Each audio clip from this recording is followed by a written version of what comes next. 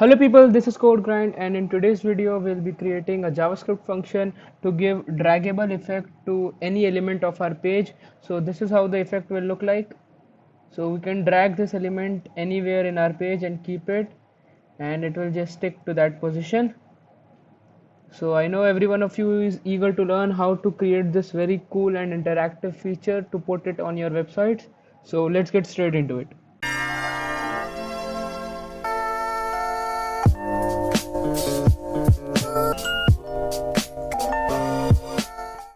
So here I have got the basic HTML layout ready. I have linked an external CSS file in which we will be doing all the styling part. I have an external font from Google Fonts. Its name is Poppins. We will be using this font for the text. I have also an external file linked from Font Awesome, which is a website for icons. It has a wide range of icons which we can use in our websites. Now let's get started with the HTML part.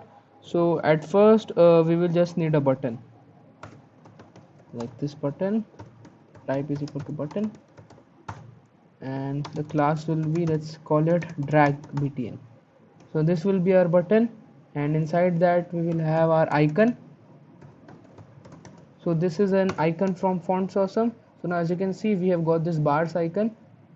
So this was it for the button, and we also like add something like the text like this, draggable element. So yeah, so we have got our HTML part sorted out. Let's move to the styling. Now by default, if you see, we have got this margin over here, this part over here, and this margin as well. So we didn't add this margin, but the browser itself added some default margin. So to nullify it, we will select everything on the page and give margin 0, adding 0, and a box sizing of border box.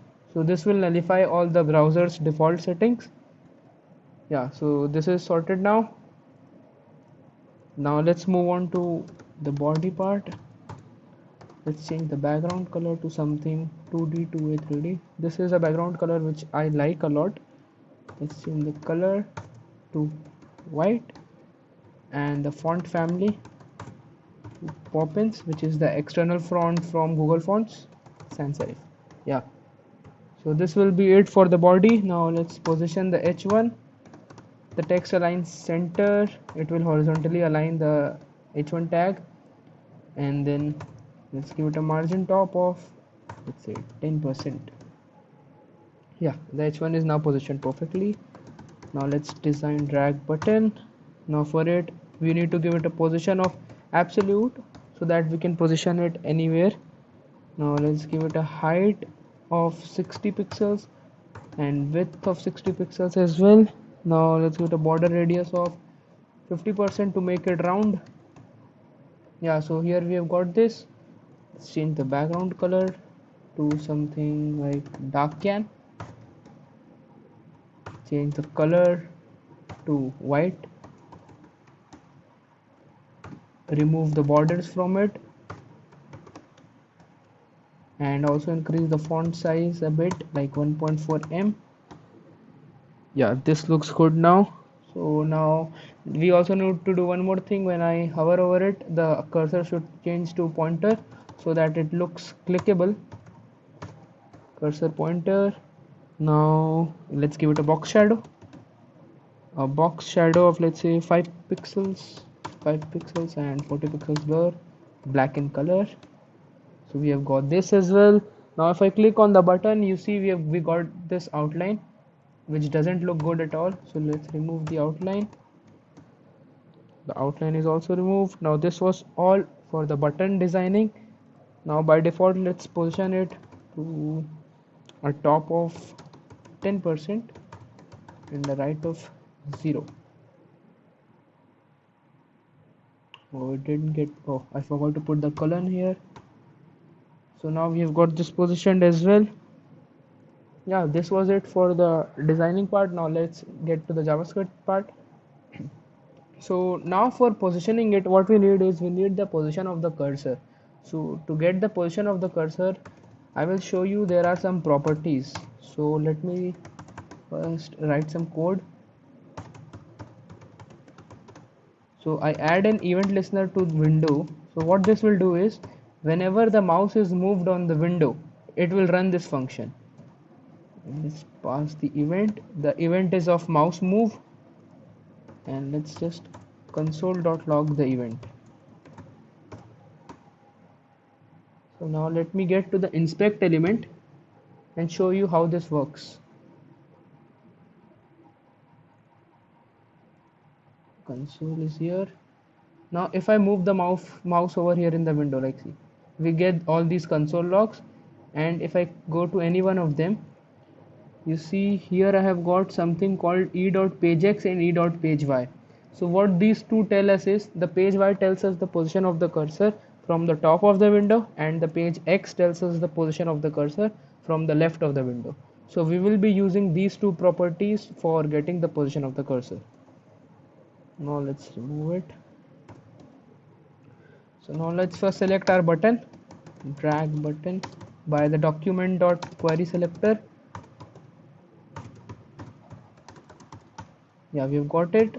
Now what we need to do is, whenever the mouse is clicked on the button, we need to run a function. So for that we have got an event listener, drag button dot add event listener mouse down. So whenever the mouse is pressed on the button, it will run this function, and whenever the mouse is pressed, and let's say go over here,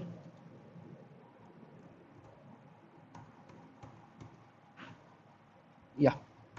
So what this will do is, whenever the mouse is pressed on the button and when simultaneously the cursor moves along the window, then we will run a function, and what that function will do is, it will simply change the top, like I said, e.pagey, and we need to add pixels, and to the left also in here we will have e.pagex plus pixels. Let's save it and now see if it's working or not. So if you see, now we are able to position it, but if you notice that now if the cursor is not exactly at the center of the button, but it is at the top left edge. So to remove that thing, what we need to do is, we need to give the button a transform translate of -50% comma -50%. So this will perfectly position it to the center. Now let's go and check. So as you can see, now it is perfectly at the center of the button. Now I have released the mouse button, I am not currently pressing it, but then also the button is moving along with the cursor. So what we need to do is, here we need to add another function, that whenever the mouse leaves, whenever the mouse button is released, then we need to remove this function, event listener. This part we need to remove whenever the mouse is released. So for that, let's actually create a function called drag and put this all inside drag. And instead of running the function over here, we can simply call drag, because we will need this drag function 2 times. So here what we do is, whenever the mouse is leave, whenever the key is released, we need to just remove this event. So instead of add event listener, we will use the remove event listener. Now this constant function, it is very much similar to something like this.